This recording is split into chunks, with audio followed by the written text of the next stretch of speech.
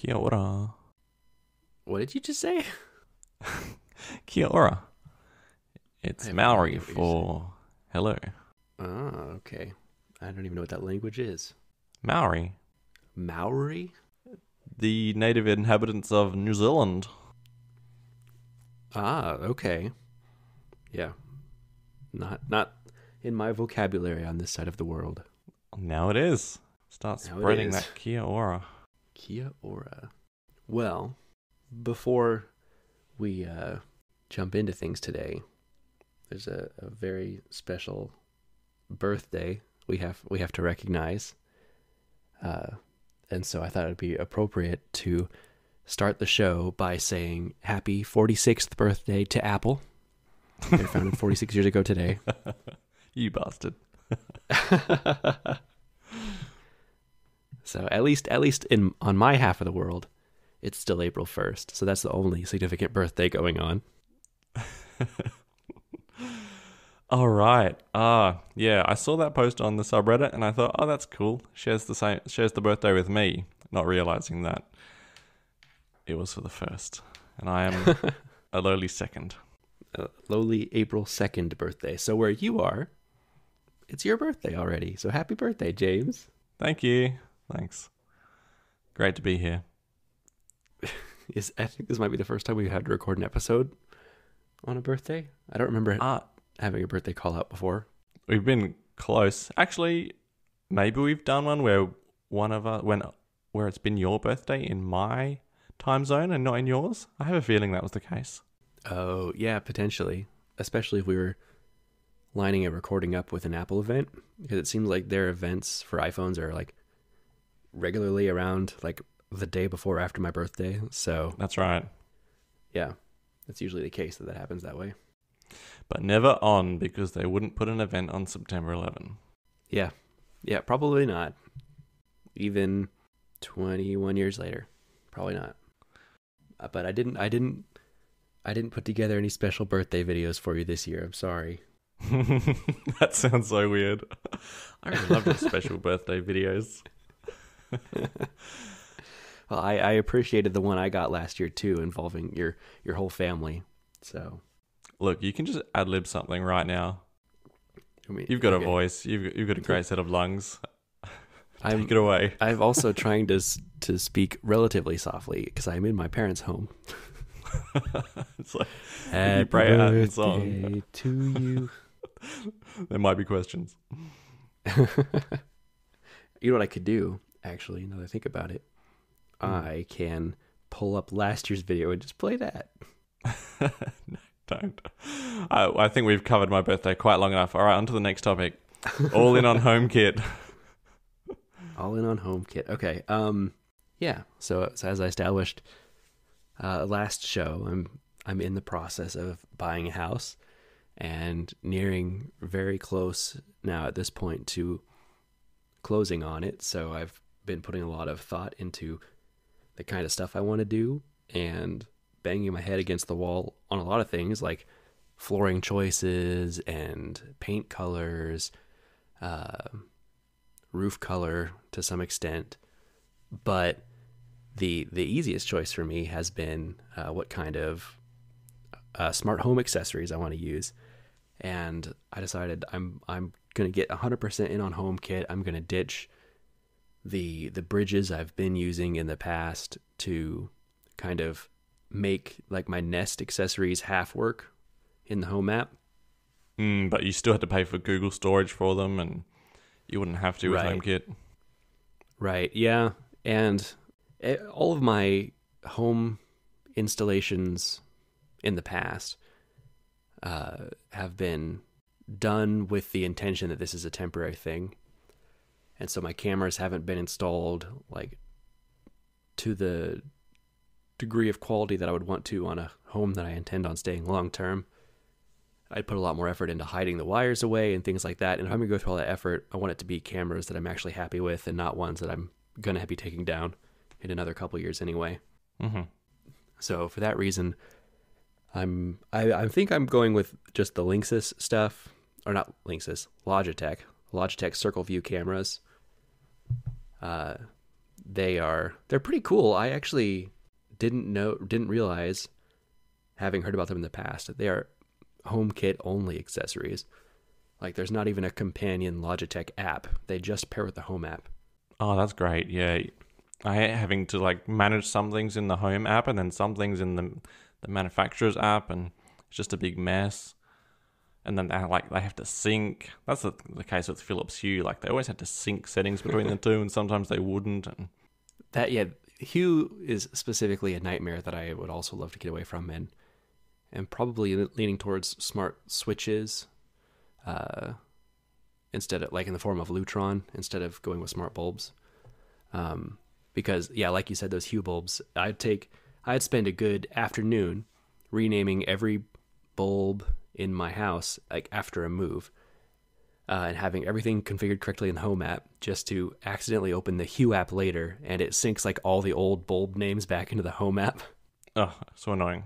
Yeah, so I would love to get away from that. Although that's another situation where once I do it once, it probably won't be a concern moving forward. But the piece of my smart home accessories that I'm most excited about is my front door lock, because I got, just barely in the nick of time, here, was it yesterday or 2 days ago? I think it was 2 days ago. The Slage Encode Plus, which is the first smart deadbolt that uses the new Home Key feature in the Wallet app, so I can unlock my front door with my watch. Oh, that will be very cool. Yeah, what did you call it? Slage? Yeah, SCHLAGE. That's the brand. Schlager. Okay. And then clearly the German. Encode Plus. Is that? So are you saying my pronunciation was wrong? 100% wrong. All right, pronounce it for me. Schlager. Schlager. Okay. Yeah. That's Close just a enough. guess, but I'm also going to bet I'm right. Well, anyway, it's a lock that I've been excited about. There's been, like, it was given to tech reviewers ahead of time, so there's been some reviews put out about it, and I really didn't have a choice if I wanted to use the Home Key feature.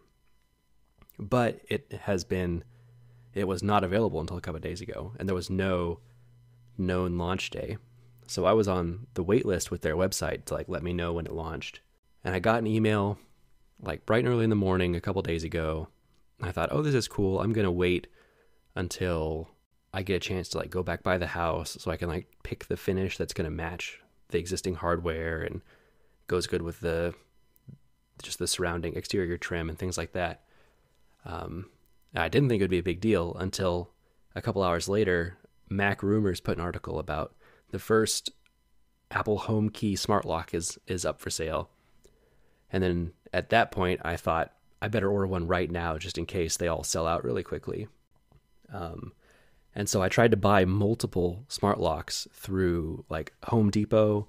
I tried to pick a couple finishes there, and Lowe's. And every time I'd put one in the cart and buy it, I'd get a notification that, oh, they're out of stock. Oh, wow. It would sell out. Who would have thunk it?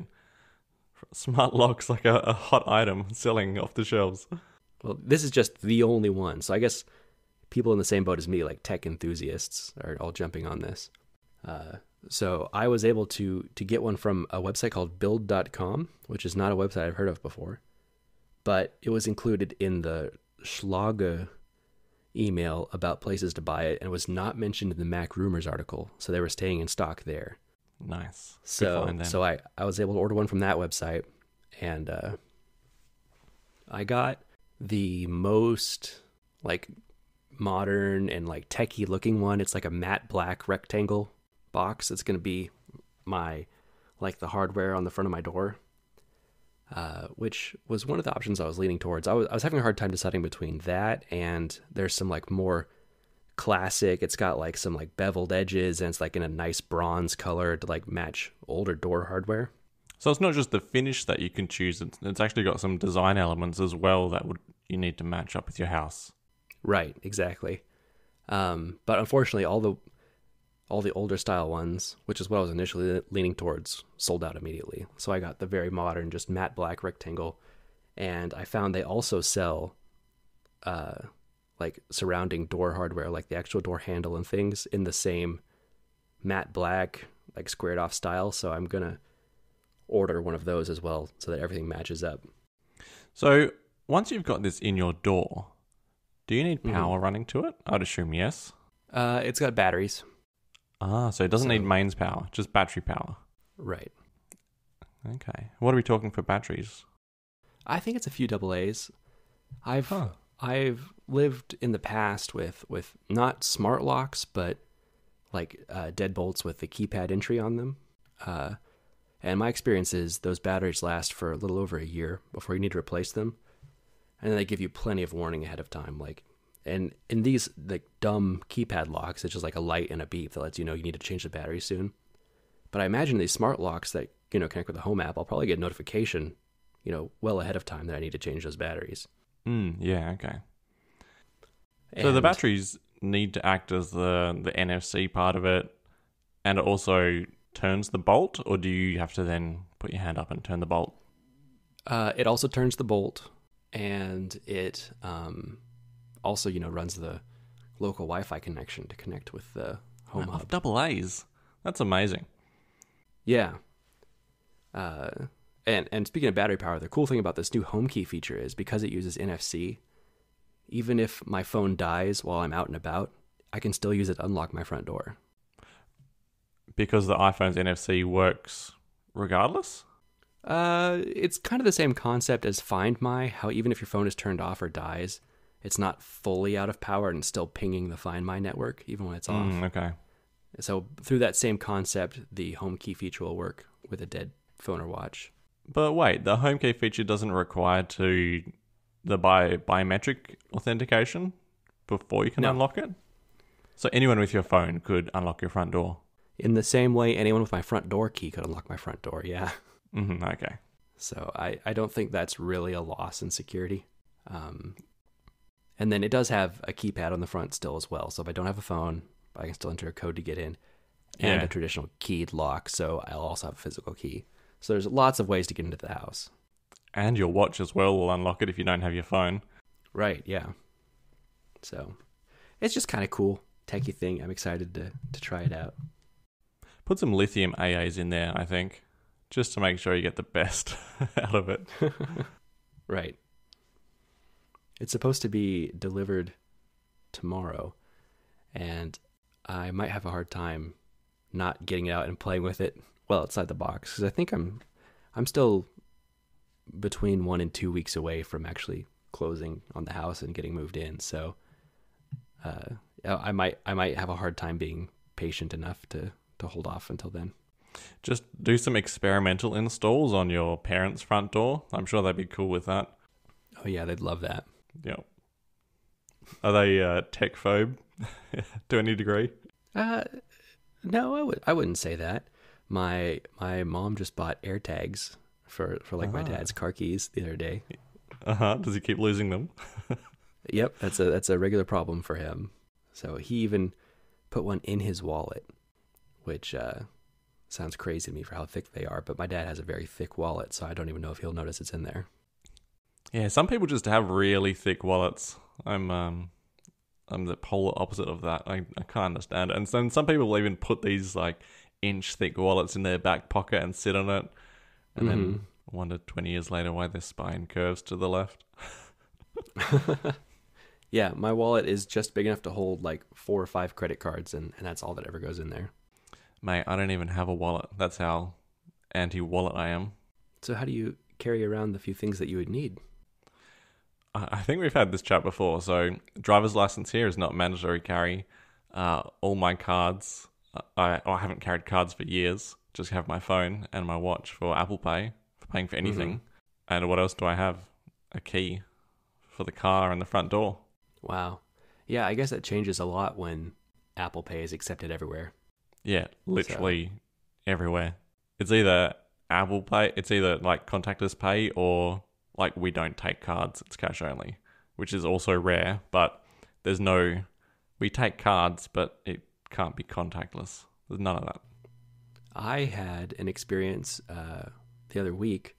I took my daughter to a St. Patrick's Day parade, and there was a vendor booth selling cotton candy. And we went to buy cotton candy, and of course they didn't have tap to pay for cards. So I handed them my Apple Card, and they said, "Oh, we can't take this because it doesn't have the numbers on it, and the only way we take credit cards is by typing in the card number." Incredible. What year is it? Come Yeah, on. Do you want my money or not? Man. What did you yeah. do? As soon as I just handed them a different credit card that had a card number. Ah, okay. But yeah, as soon as Apple rolls out this feature where you can just take payments directly from an iPhone with no like extra dongle needed, I hope that unlocks a lot of those like small vendor booths being able to do that without this crazy typing in the credit card number stuff. Yeah, that's just madness. I guess in the worst case, you could have just gone into like your Safari autofill for credit cards and just recited the numbers back to them, right? You didn't even need the card at that point. Yeah, if you open the Wallet app, you can go to your Apple Card and look up the card details right in the wallet. But that's not the same number that's on your physical card. So, Oh, it doesn't have to be, no, I guess not. because it wasn't like they were trying to like verify against the swipe data. They were just only typing it in. No. Yeah. So yeah, gotcha. they could have used that and been fine. That has been a problem in the past that I've also encountered when I've used my physical Apple Card, because I had a business. It was like a Halloween shop a couple years ago. It was one of those pop-up places that sell decorations and costumes like right before the season. I guess that might not be something you guys have out there, since Halloween's kind of not as big. Not that big. But in the U.S., there's a company called Spirit, and they sell Halloween decorations and costumes. And it's not like a physical store that exists year round, but about a month prior to Halloween, they pop up in abandoned stores. So like the one near here is a store that used to be a Best Buy, and it sits as an empty shell most of the year. But for the month of October, Spirit Halloween moves in. And I went there to buy some costumes or decorations or something, and I paid with an Apple Card, and then they needed to validate the physical number for their system, or if they had to type in the last four or something after they swiped. And the card doesn't have the numbers on it, and I couldn't give them the numbers in the wallet app because they don't match what would have come off the swipe data on the card. So that was another situation where I had to give them a different card. Do you still have any vendors that use the old clickety-clack with the carbon paper? No, I've never encountered that. Like never ever?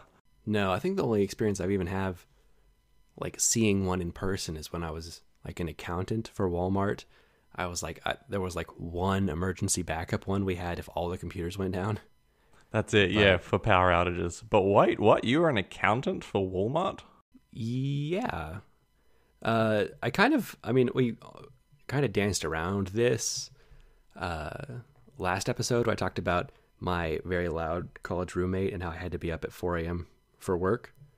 That job was going and I was technically an accounting clerk, right? So I didn't have the CPA or whatever to be an accountant by title, I guess. But my job was to go into the Walmart stores really early in the morning to get all the registers ready to total up all the money for the previous day's transactions, get bank deposits ready, things like that. I even interesting. I did an AMA on Reddit at some point about like it was like after a Black Friday. I was like, I'm an accountant for Walmart. I just finished dealing with the mess that was Black Friday. Ask me anything. And I got a handful of questions, I think. Oh, this whole side of you I've never known about. And then what happened? Then I finished college and became a software engineer. Oh, okay. So college had nothing to do with bookkeeping, accounting. This is just the job to get you through. Yeah. So I worked for Walmart for a long time. I started working at Walmart as a high schooler, and I worked in the toy department while I was in high school. And that was a great job. And then when I left my hometown for college, the great thing about working for Walmart is there's a store everywhere. So I just transferred my job to the store near my college. And at that point, I had moved into the deli. So I was working in the deli, and an opening came for the accountant at that store, which it paid better, I think. But also the hours were better for my schedule, because I went in at like 4 and then I was done by like 1 o'clock in the afternoon. So I had the whole afternoon off after that.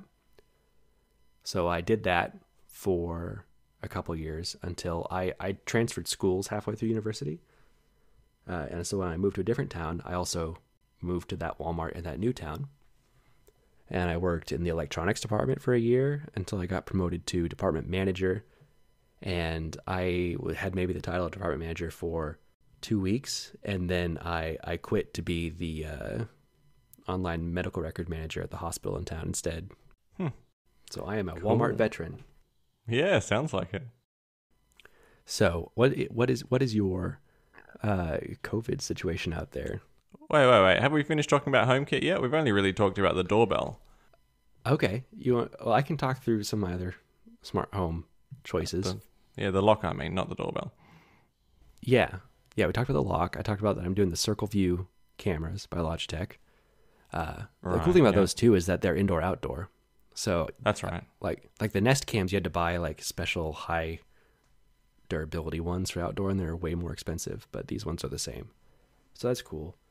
By the same extension, the doorbell, there's not really any choices. There's just the Logitech Circle View doorbell. I don't know if it's Circle View is the right brand. Yeah. Your front door is going to be the most tech piece of furniture. So in your house, like the front door is going to be the smart lock, the Schlager. It's going to have the Logitech in there. Mm-hmm. What else do you think you could put in there? In the front door? Yeah, just for the lols. I mean, I'll probably have like a hue bulb as my porch light or something to change colors. So that kind of ties in. Mm-hmm. Yeah, nice. I do have, this is kind of cool. There's a lamp post in front of my house, like at the base of the staircase to my front door. So I don't know what I'm going to put in there yet. Either a color changing hue bulb or those light bulbs that like imitate flames. I thought would be kind of cool in there. Mm-hmm. So something like that. But as far as my front door goes, I don't know that there's anything else, like anything I can do to make it even more smart at that point. Maybe just stick one of those singing fish on it. Singing fish. I have considered at some point in the future, like my current front door doesn't have any windows on it, but if I did move to a front door that I can see out of to some extent, whether it's a full window or just an upper part or whatever, I'd maybe put some smart blinds on it, and then those could be raised and lowered automatically. Actually, I was going to ask about that. Yeah, smart blinds or smart shutters. Any consideration there? Yes, I mean I've thought about it and I've done some research. It seems like Lutron's Serena is the best smart shade solution. Lutron in general is, in my experience and from other people's experience that I've heard, is the most reliable smart home accessories. Because the Lutron accessories don't work over the Wi-Fi network. It works kind of like Hue, where everything connects to a hub, and then that hub reports back to the network, so they have one device connected.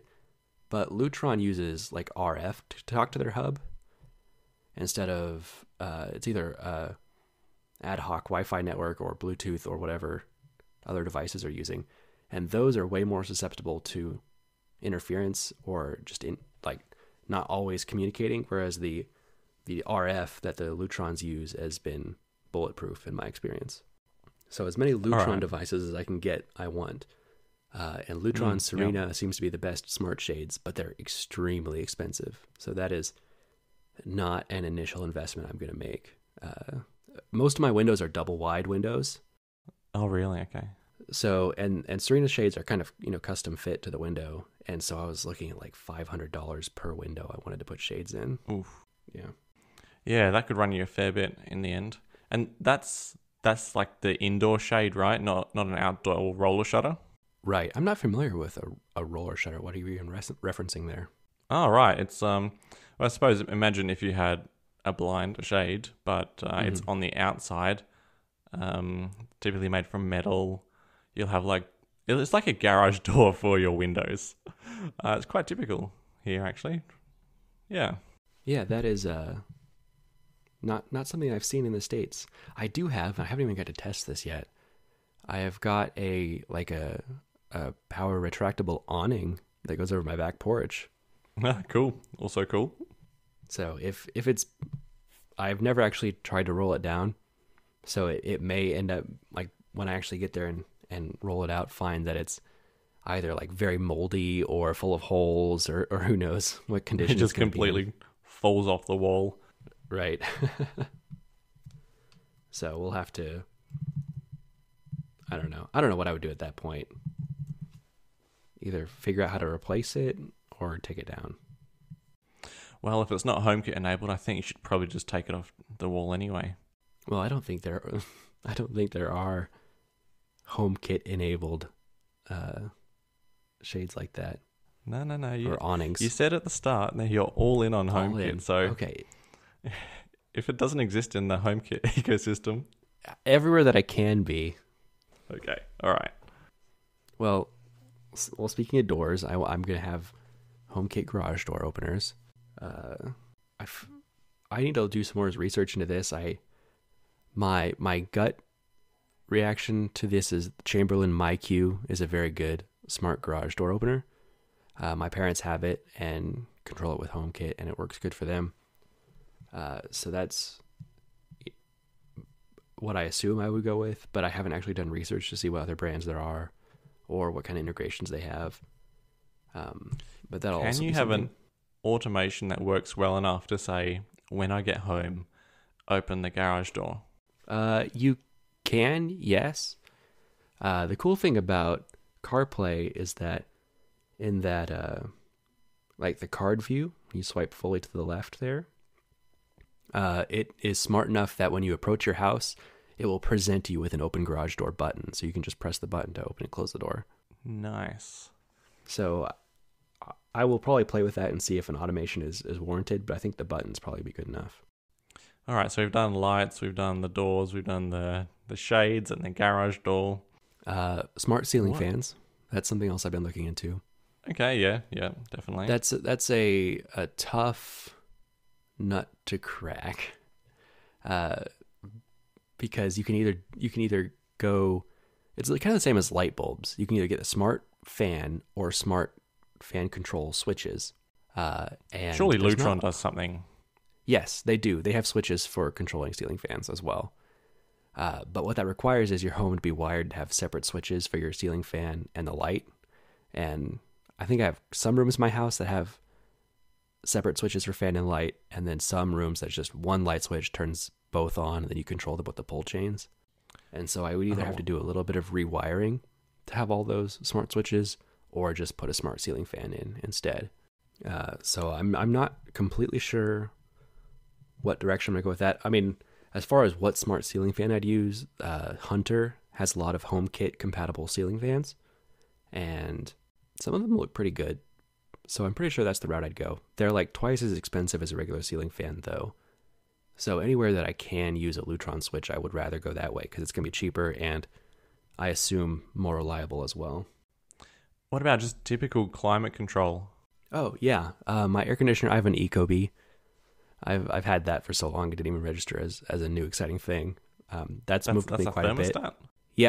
Yeah, it's a thermostat, and it's depending on how new your air conditioner is, you can either it's kind of like a drop-in replacement for your existing thermostat, or it requires a little bit of rewiring in the furnace, which I've gotten some experience with in my rentals in the past, so I'm pretty comfortable with how to make the furnace smart if I need to. Everyone's an electrician in the United States, as I say. Yeah, because it's not illegal for me to install my light switches and wire up my furnace and things like that, because this isn't a crazy backwards country. Oh, man, it's going to save you money, that's for sure, but if you get electrocuted in a few years, don't come crying to me. Well, you'll be proud of me to some extent.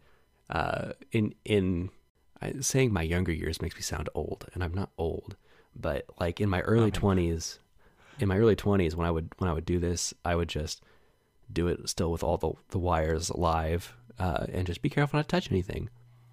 But in my last move specifically, I've finally gotten to the point where I'm like, no, I'm going to go turn the breaker off so that I will definitely not hurt myself while I'm rewiring all this. So I'm at least like making that step. Deaths by Electrocution USA. I mean, I've fiddled with the mains AC power since I was very young. I've been shocked more than a handful of times from outlets. So I'm familiar with the danger associated with that. As long as it doesn't go across your chest, you're probably going to be okay. Okay. But then you risk stopping your heart if it crosses your chest, so don't do that. Right. Yeah, I never even got to the point where I needed that information, but I suppose good to know. Well, rule of thumb, this is mostly for working on compact or just any monitors, really, when you're discharging the flyback capacitor. What I've been taught from older electronics repair people is that what you do is you got to get like a flathead screwdriver, and you clip an alligator clip to it, and you attach it to some kind of ground, and then you shove that flathead screwdriver under the little suction cup that connects the flyback to the actual CRT monitor itself. I don't know how familiar you are with the inside of a monitor. Are you following? I am unfamiliar. Okay. A lot of these the flyback go on. is a very high voltage component in CRT monitors. That's like the part that is the reason people tell you not to disassemble them. That's what can still hurt you even if it's been unplugged, because it can hold a charge for a while. So the first thing you need to do when you disassemble them is discharge that to make sure you don't accidentally electrocute yourself. But the way you do that is you always make sure that you have one hand held behind your back while you're doing it, so that hand isn't accidentally touching something that can be grounded, so the power won't actually flow all the way through your chest. So as long as you got one hand behind your back, all right, you're safe. All right, what I was saying. I'll add that to my life-saving notes.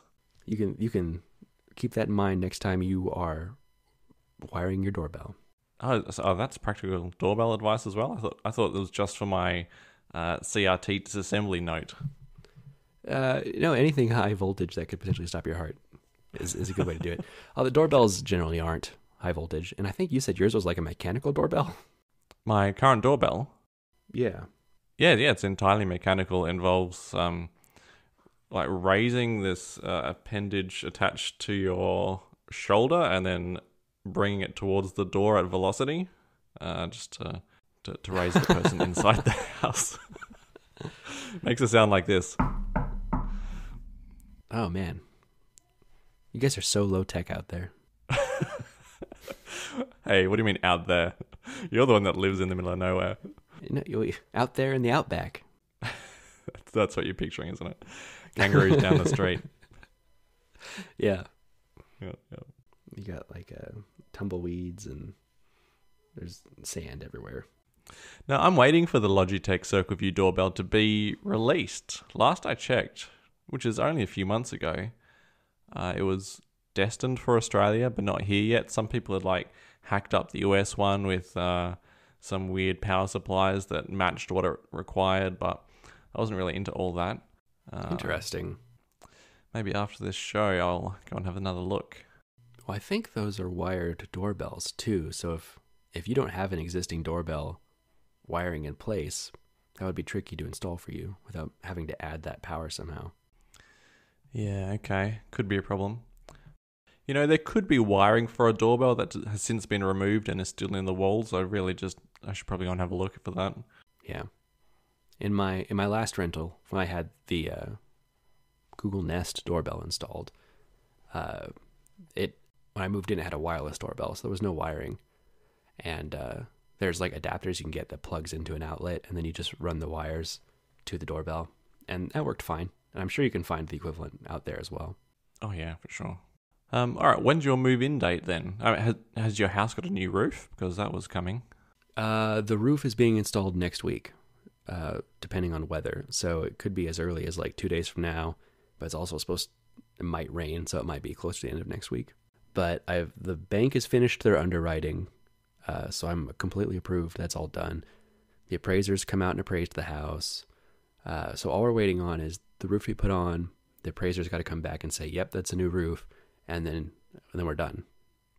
So depending on how early that roof gets put on next week, and then how quickly the appraiser comes back out to verify it, it's plausible, or at least possible, that I could be closed on the house by the end of next week, but more likely 2 weeks, just because of how long it's going to take the appraiser to get stuff done.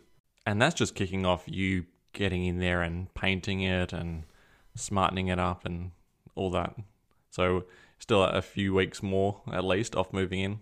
Yeah. The first thing I'm going to do when I get in there is I'm going to get some contractors out to take flooring measurements and get orders placed. So depending on how quickly they can get materials and then come in and install new flooring, I could still be a month away from actually moving in.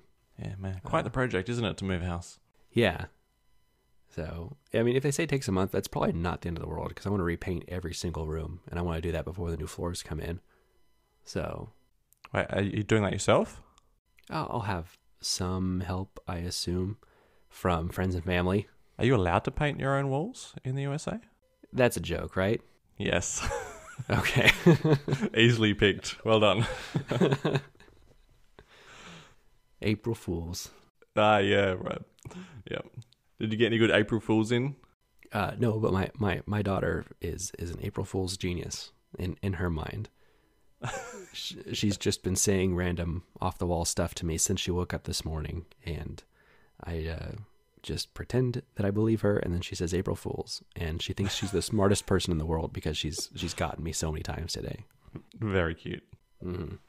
I did see, this is Reddit related, they brought back r/place, which was I think one of my favorite Reddit April Fools things. So that's cool they brought it back this year.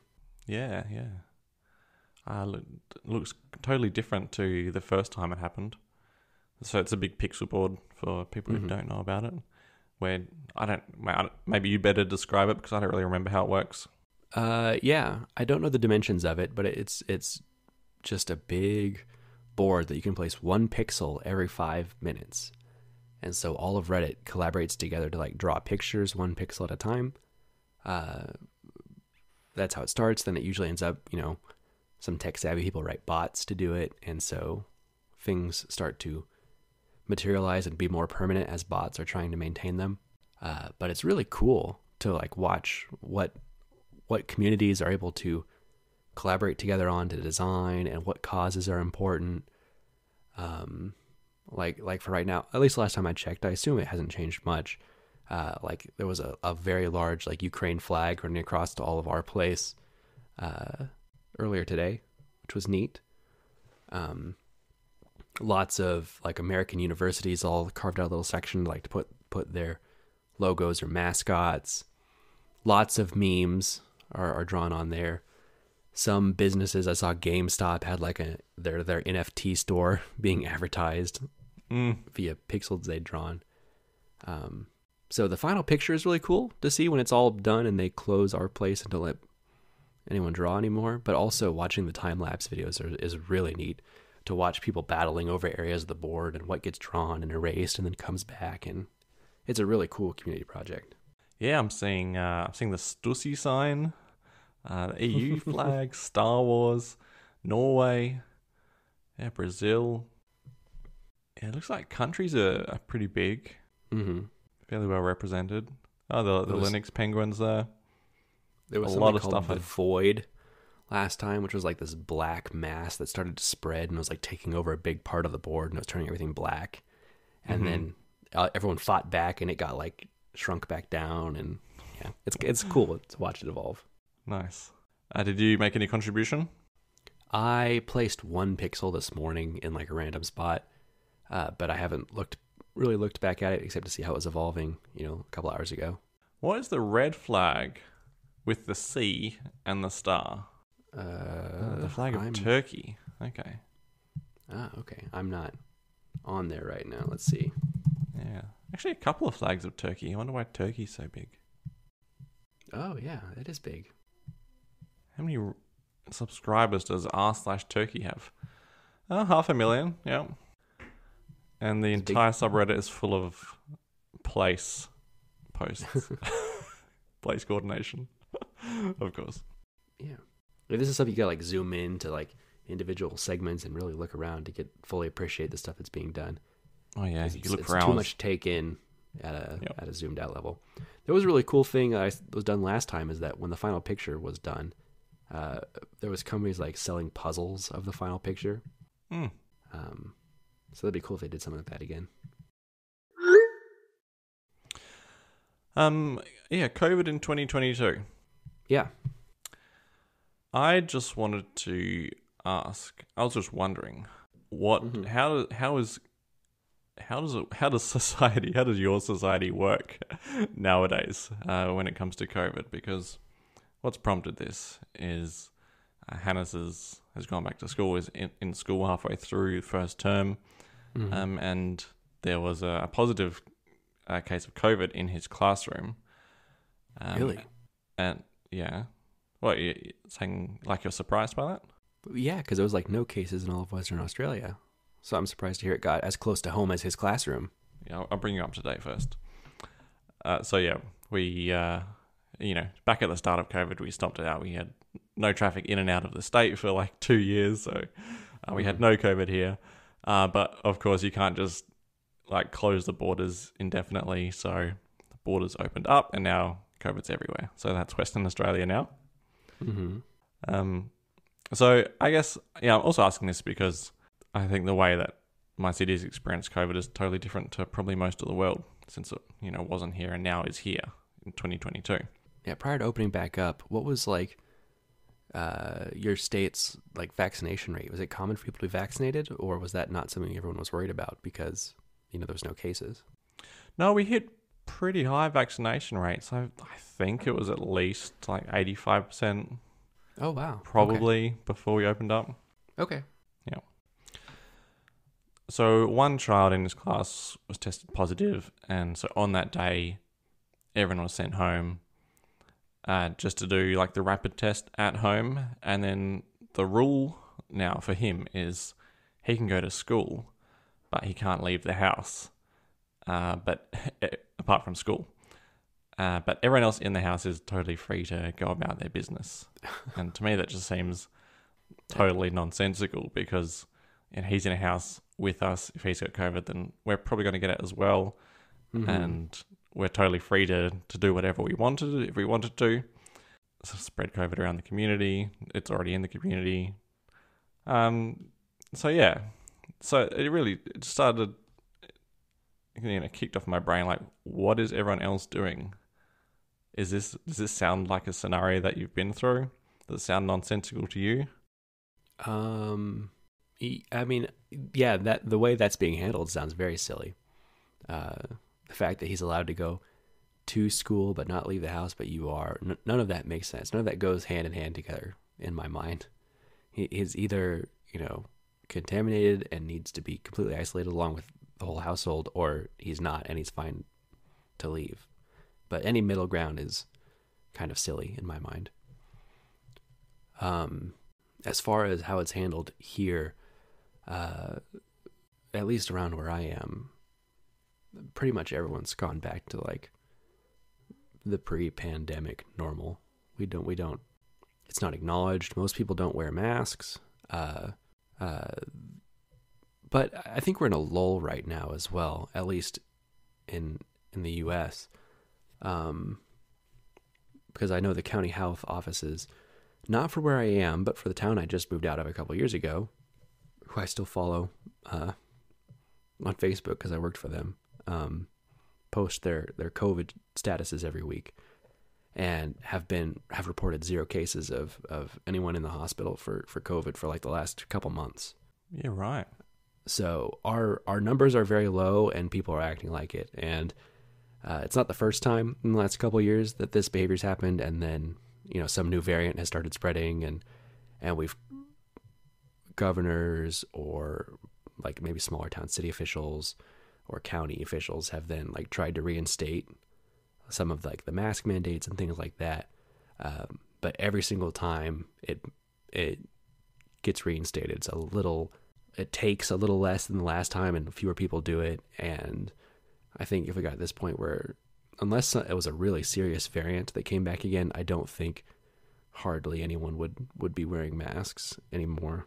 So the case is that like the variant just rolls through the community and then it's gone until the next one takes a hold? Yeah, it seems to be how it is. Because our vaccination rates, I don't think are not 85%. They're much lower than yours, it sounds like.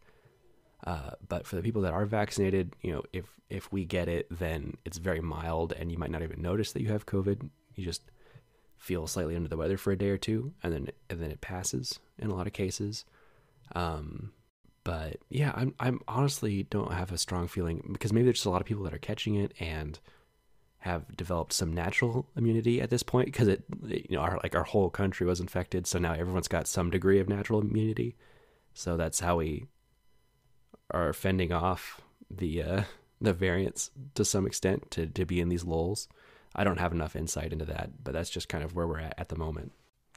I just checked our numbers. We have 95% vaccinated of over 12-year-olds with 2 doses. And I think, I'd guess like... And that's in your state? That's for the state. I'd guess that the other 5% are not going to get vaccinated. So we're probably at 100% of people who will. Let me look up mine. So the percentage of the population in my state that's vaccinated, and my state's much smaller than yours, is 66%. And I think we're also very much in the boat now of like, if you haven't gotten vaccinated in the last year, maybe a little over a year since the vaccines came out, I don't think that they're going to. Yeah, I kind of got the sense that COVID was still being treated as more of a thing here because it's still fairly fresh, right, compared to the rest of the world. So, sorry, I don't know if I missed this or it wasn't spelled out. Was Johannes tested then, and did he come back? Or what's the he just did the rapid test, the nasal swab, at home, and it was negative. And so he still has to isolate even though he's negative. Yeah, because he's counted as a close contact to the person who was in the same class as him when they were positive. So yeah, 7 days of isolation. Interesting. Except to school where he can go be around all the kids still. Yep, school and any extracurricular school activities. So if he did sport through school or music or swimming, he could totally continue to do all of those. So he just can't go to the shops 4 years with old, you, basically. He's probably like kissing and licking and spitting on all his classmates and everyone else. Yeah, that's very funny. All right, good update, thank you. Sorry to hear things are not quite as under control as I had last heard out there. That's too bad. Yeah, actually, I think everyone is kind of happy because we were just more or less stuck here for quite a long time. But now, we've got flights booked to Germany in September. Friends are heading back home finally. My brother's in another state. Haven't seen him for 2 years. We'll get to see him. My sister who lives in Holland is finally flying in July. So it's all happening. This year's, it's a big year. I'm hurt. I'm flying to the US on the schedule 2023. Oh, really? No, I wish. I'll try and wing it. The very first thing you didn't do when you could leave a state was come visit me. I'm very disappointed. I want to. It's just tricky. Well, whenever that happens, a year or whatever, 2 years, it works. You make it stateside. I'm the one that's been to the United States. You have not even been to Australia. Fair enough. I am also excited to travel to Australia at some point. I am just very financially tied up with a house at the moment. Oh yeah. But whichever direction it goes, at some point, if you do end up out here, I have been working on a list of depending on if it's just you or the whole family, of like the must hit things to do with kids around here, so that I can make sure to give you the full tour. There's no doubt the whole family will be with me, so yeah, keep up the list. Okay, good. I had an amazing virtual reality experience during the week. Okay, tell me more. Have you done much with VR? Yeah, I got really into VR a few years ago. Okay. I still have an HTC Vive, and I went very overboard and bought like every semi-decent looking VR game on Steam.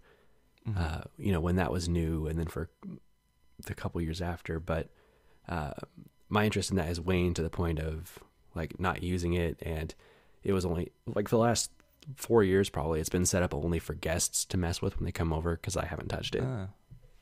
So it was like a phase that you went through and now you lost interest. Maybe it'd be different if I did actually give it the time of day to look back into it, but the problem was at the time VR games were very short. They felt more like tech demos than actual games. Right, And even yeah, exactly. even the ones that were really good, you played them for like an hour and you've played the whole game. So it just you saw everything there was to see, and then you were done, and there was nothing more.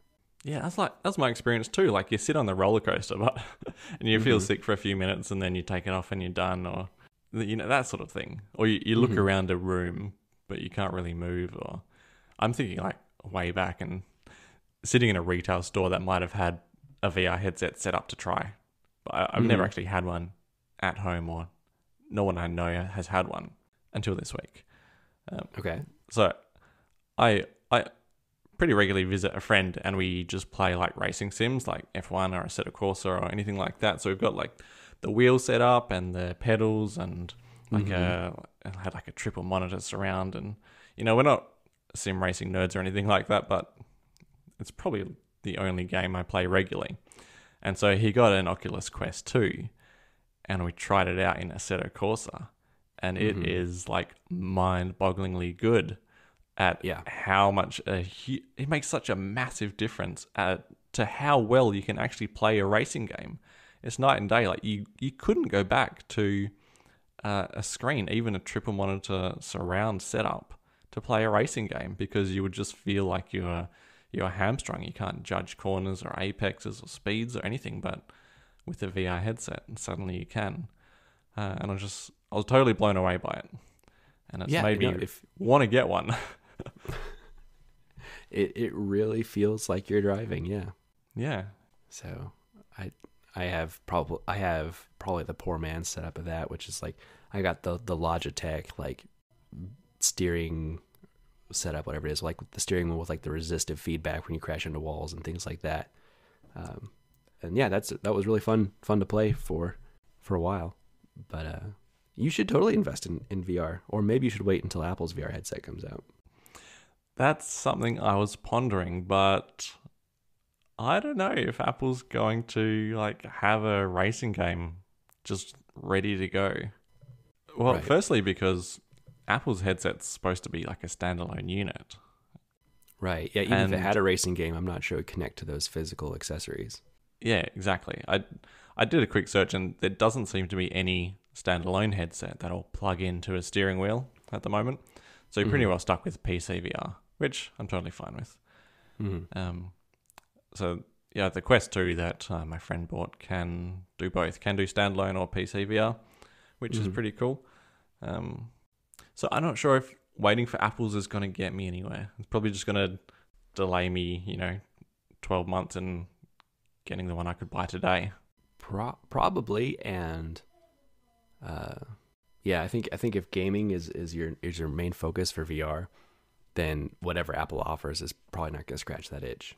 I imagine it more as like a I don't know about how to call it, a lifestyle accessory, where it's like I can maybe use some apps or respond to messages and stuff in VR, but I don't expect a super rich gaming experience outside of an Apple Arcade equivalent in VR. I was so totally blown away when I tried it that I even started thinking, this is going to be like our monitors in like 5 or 10 years. We may not sit in front of monitors for much longer. Yeah, I totally remember feeling that way. If you do go all in on VR, or if you purchase a VR setup, you'll have to let me know, because I do have some like very good VR game recommendations that are definitely worth checking out. Oh well, make them now. Go for it. Make them now. Okay. Beat Saber is an obvious one.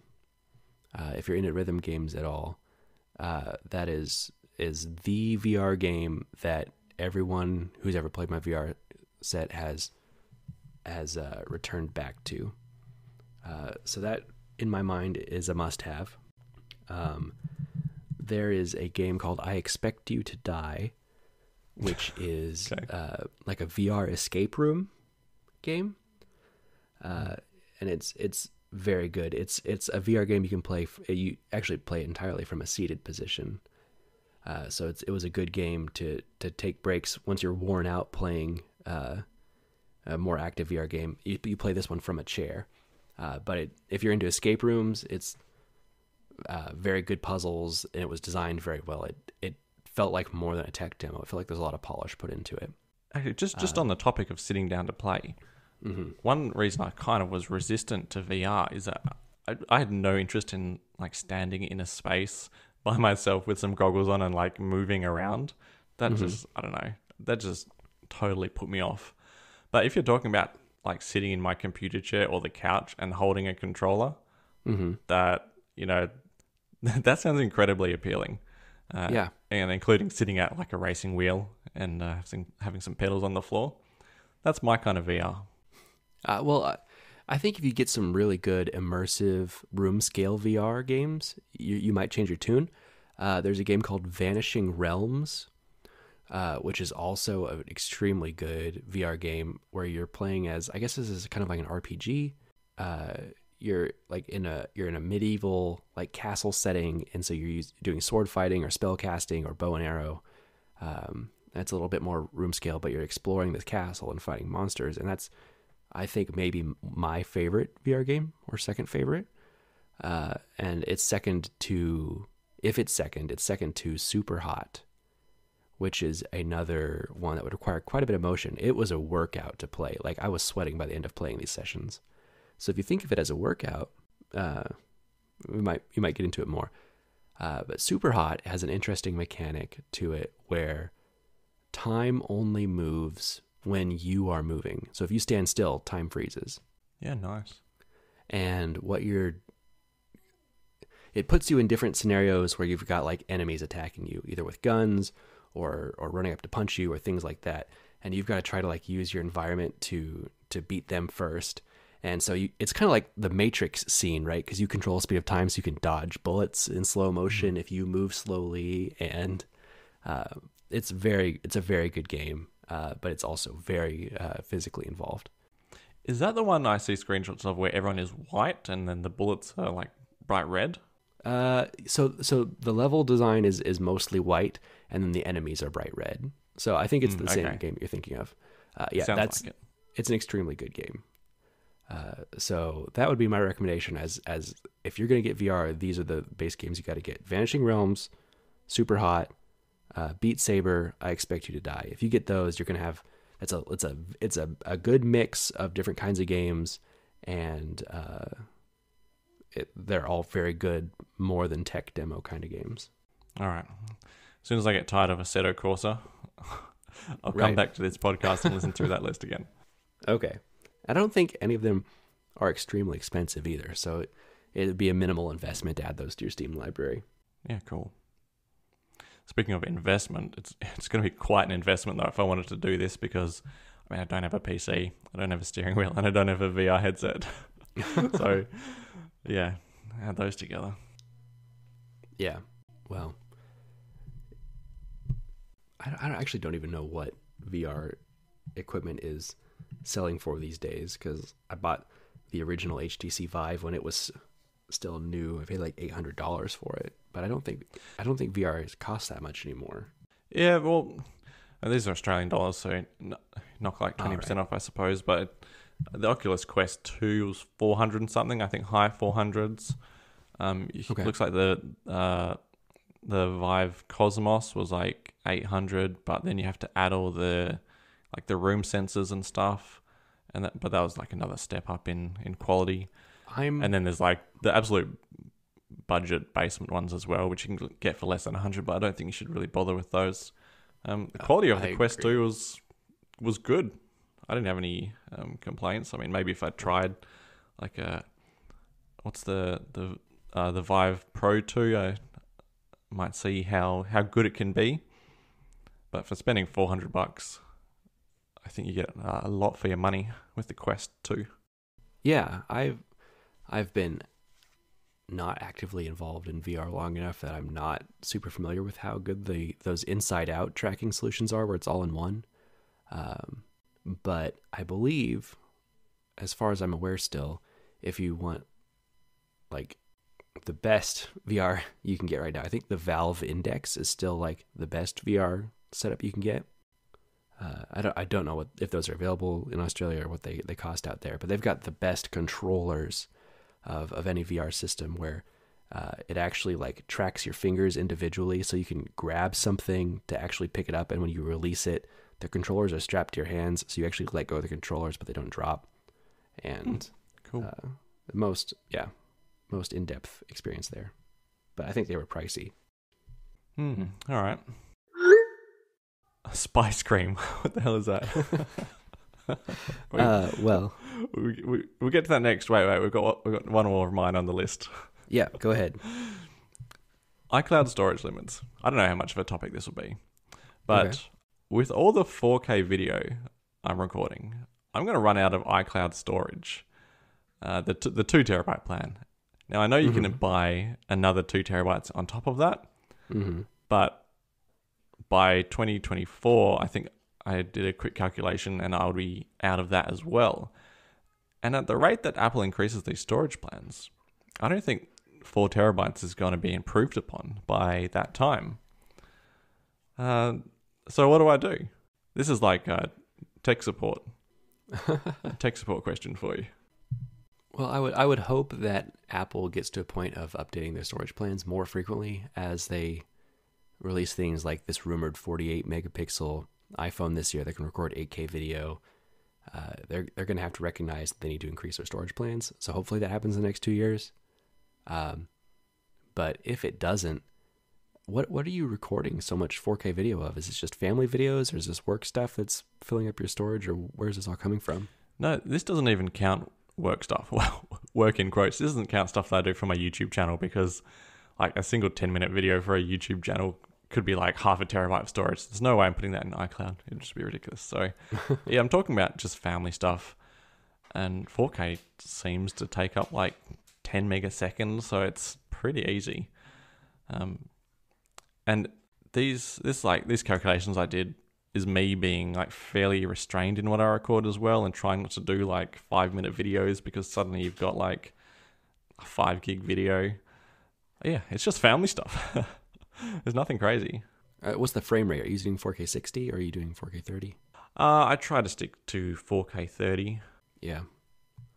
Man, that's tough. The one thing I wouldn't say is like just lower your resolution so it lasts longer. Because I'm a huge proponent, and you need to get the best pictures and videos you can, because that you can never go back in time and get better pictures. Exactly. Like you look at the video that I have of me as a child, and it just looks like such rubbish that there was better available at the time. So I'm not going to make that same mistake myself. Blah blah blah. Right. I think what I would do if I was in your position is wait it out. And hope that Apple boosts their storage plan at a more frequent rate than they have in the past. And then once we get closer to it being, well, first of all, double your plan to 4 terabytes so you have that buffer.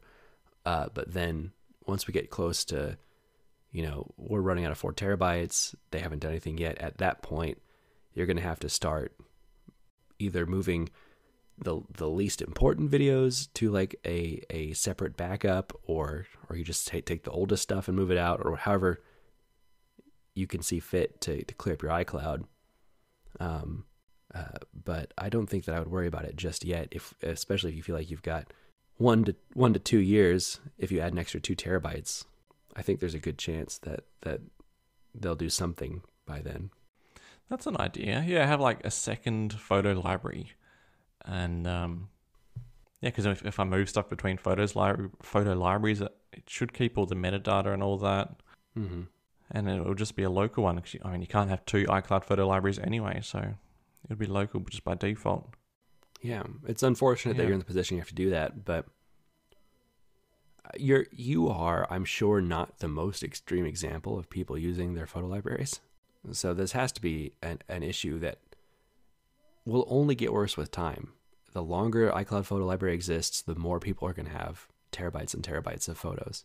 So they're going to have to figure out a solution to that. And if you're only halfway through your max capacity at the moment, I think that you've got a good chance of them figuring it out before it becomes a real issue for you. All right. I'll just sit tight on that and see what happens in the next 2 years. I like your prediction, though, about 8K recording coming to the phone, and that prompting something at the back end too, because God, 8K, that's gotta Right. So that's going to be like 50 megabytes a second. Yeah, I can't even understand. Like, I know I just made an argument for always record at the best resolution you can, but 8K seems like overkill. Yeah, it does in 2022. Yeah. I guess if I had a not tech recommendation for you to try to alleviate this problem is don't have any more kids for the next couple years so that you don't feel tempted to take even more photos and videos than you already are. Yeah, I acknowledge that. So, yeah, those things combined, I think you'll be okay. Spice cream. Yeah, I've. This isn't the first time, but I didn't want to say annual. This is like my semi-recurring segment of, David ate something weird right before the podcast, and now he's going to talk about it. Last time it was cheese filled with maggots, or rather the flavor of it. Yeah, chips flavored that way. There was a horse meat chip, and what was the last one? Oh, the poison blowfish flavored chip. Anyway, all of those were just disappointing. They weren't good or bad. Today I had mango habanero ice cream. Oh, that sounds good. It was good. It was coconut mango ice cream, and it was a little weird because it didn't taste like habanero at all. It tasted like a pretty good coconut mango ice cream, kind of like a pina colada or something. So it was good ice cream. Habanero is a chili variety. I don't know like what a its pepper, classification a chili is. pepper. Is that not something you have over there? No, we don't. I mean, we have jalapenos. We have lots of varieties of chili. Okay. Like habanero capsicum is a little spicier than jalapeno. And actually, I say a little. I don't know what the difference is on the Scoville scale. It might be like 10 times or something. But if you're looking at a scale of spicy chili peppers, habanero is like the next up from jalapeno, and then you get to, I don't know, ghost peppers up there somewhere, Carolina Reaper. It's not that level, but it's spicier than jalapeno. This is the time of year which chili peppers are ripening, and my mum and dad are growing a lot, so I just picked a variety from their garden just last week, actually. Really? And I got which one was ripe? The Trinidad... the Scorpion? Is that the Scorpion? Trinidad Scorpion? Yes. So I have a Trinidad Scorpion in my fridge now, and there are some Carolina Reapers which are still ripening, so maybe another week I'll get some of those. I haven't tried the Scorpion yet, but I did try one of the jalapenos. It was really hot, and I think they're just called bird's eyes because they grow pointing at the sky. That might be an unofficial name, but also extremely hot. So flush with chilies at the moment. Wow. So I take it you're a spicy food fan then. Yeah, I have been. Always have been. Okay. Yeah. Very cool. My mom grows peppers, but she grows only Thai dragon peppers, which are very good. They're probably my favorite. They are my favorite pepper to put on most dishes in like lieu of like a crushed red pepper. They're hotter than crushed red pepper, but they also have got a much better flavor. So she always grows a bunch and dries them out, and we use them throughout the year. Is that what the Thai people typically use? I don't know how frequently it's used in their cuisine. I know at one point I went, because I'm also a fan of spicy food, I went to a pho restaurant and asked for whatever dish I ordered, just for them to make it like they were making it at home, as spicy as they could. And they were impressed by that statement and said, well, why don't you try this? And they brought me out a plate of Thai dragon peppers, which I happily ate because I was very used to them, but they were astounded by that. So it wasn't a Ted Lasso situation for you. No. If I was Ted Lasso, I would not have been eating them out of politeness. I would have. I actually enjoy it. But anyway, back to the ice cream. It tasted like a very good coconut mango ice cream, but at the end of every bite, there was just like this like slight tingle or spice in the back of your throat. So it was just weird, and the flavor wasn't like the mango habanero flavor that is very. I cannot believe you've never heard of habanero. Mango habanero is a very common flavor combination. It's like very common flavor for buffalo wings. I think there's mango habanero Just the chips. word habanero sounds American to me. I mean, I guess I knew that it was some sort of chili or something spicy, but it's not like a commonplace. Like, you don't see it on menus Really around here. interesting. Yeah. Maybe you actually know this pepper and it just goes by a different name in Australia. That could be it. Let me look it up. Yeah. Doesn't even look familiar. And it's an ugly one. Yeah, it's very common.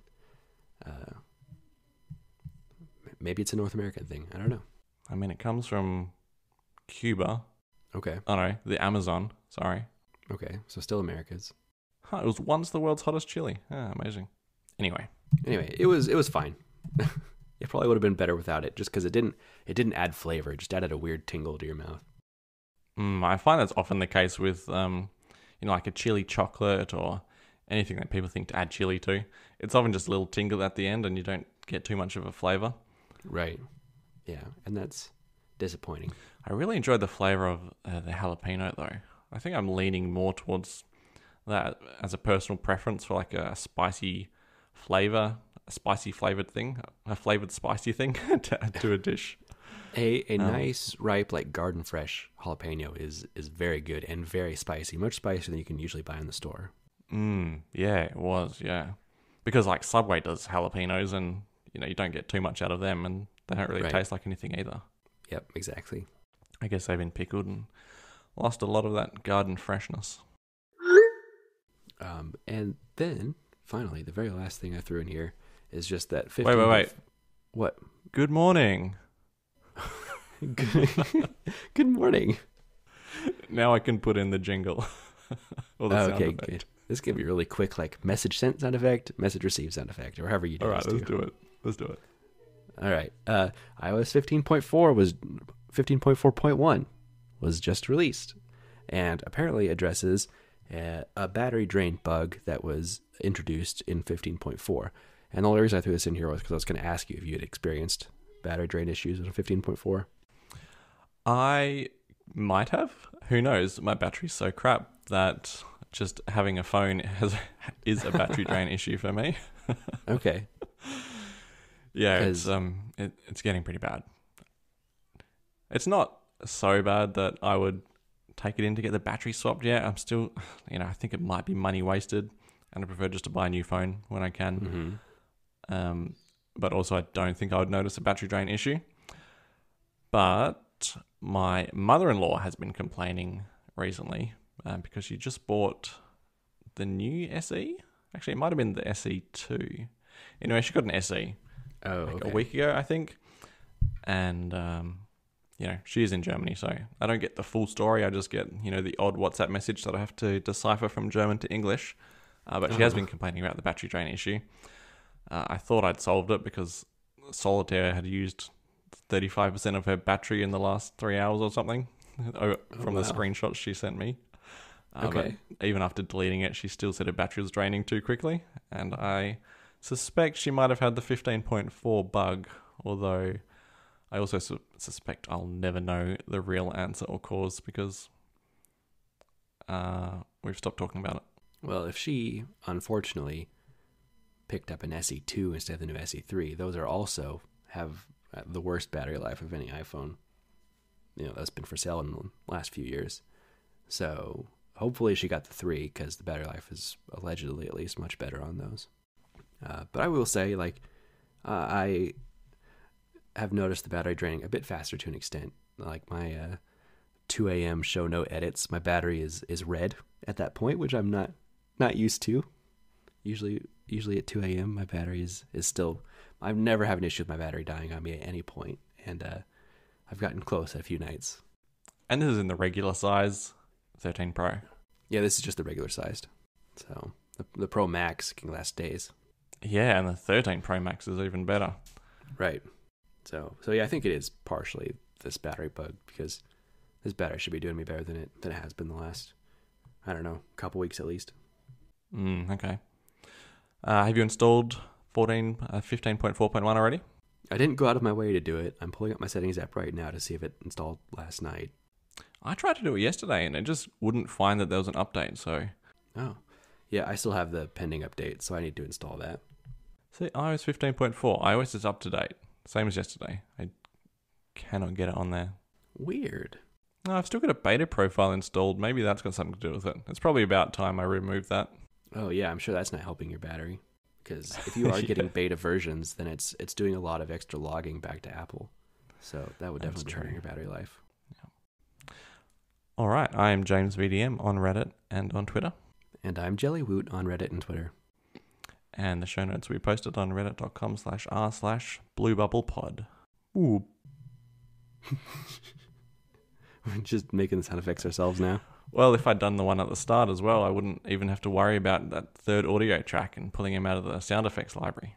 Could have saved myself 2 minutes. Man, you just had to give us a good morning right at the end there. Yep. Yeah, this show did. I mean, I guess it helps there was pretty much no news the last couple of weeks, but this show did become almost entirely pre-show. Yeah. That's why I moved the topics out of pre-show and into topics, because I looked through the subreddit and was like, it's boring. Right. Yeah. Removing the beta just have a profile has whinge for fixed an it, by hour the way. instead. Sorry? I said we'll just have a whinge for an hour instead. That wasn't a whinge. That was that not? Sorry, I'm still getting used to using that. What were word. we whinging about? I don't know. I don't know what. I apparently don't know enough of a definition about whinge. I just assume Whinge is complaining about stuff.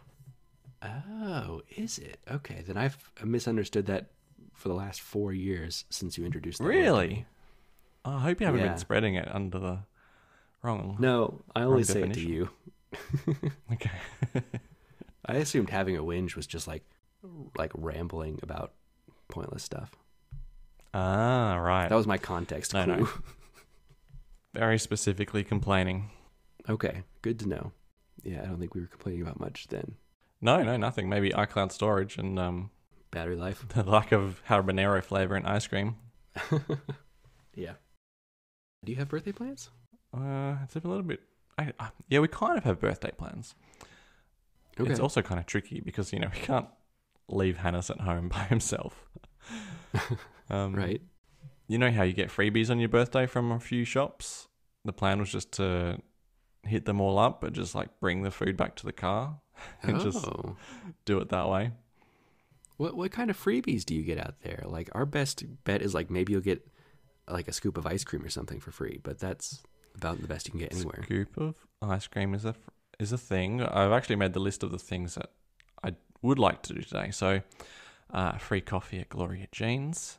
You get an entire free meal at Nando's. So that'll be Wow. a quarter chicken, chips, and probably a drink with that as well. Okay. Subway gives you a free meal and drink. San Churros actually gives you a ton of churros and dipping chocolates. And Ooh. Char Time does a bubble tea. Maybe free, maybe half price, but it's on my list anyway. So I'll try and get to at least a couple of those. That sounds like a good day. Yeah, make the most of it. And also last night I went out to an Italian restaurant just with Yasmin because it was also our wedding anniversary last night. So Wow, back to back. Congratulations. thanks. 5 years. But we hit it pretty hard and we kind of had to stagger back to the car, doubled over with how much we ate and drank. Uh-huh. Yasmin was sensible because she was driving with the alcohol. But yeah, so last night was already a celebration, which I kind of count as a birthday thing. Yeah, for sure. I cannot believe... I did not realize at the time we were starting this podcast that you were kind of freshly married at that point in time. I like to consider myself at this point maybe a staple fixture of the marriage. I've been here the whole time. Yeah, pretty well. Yeah. All right. Third wheel of the relationship, Yasmin calls you. Oh, is that right? No. It's like I know it's our wedding anniversary and we got plans for my birthday, but I've got to go talk to David in the back room for the next hour. Yeah. It's that important. Give me 90 minutes, Yasmin. If you hear anything, what happens in the podcast studio stays in the podcast studio. Yeah, I've got to go receive my birthday video. Okay.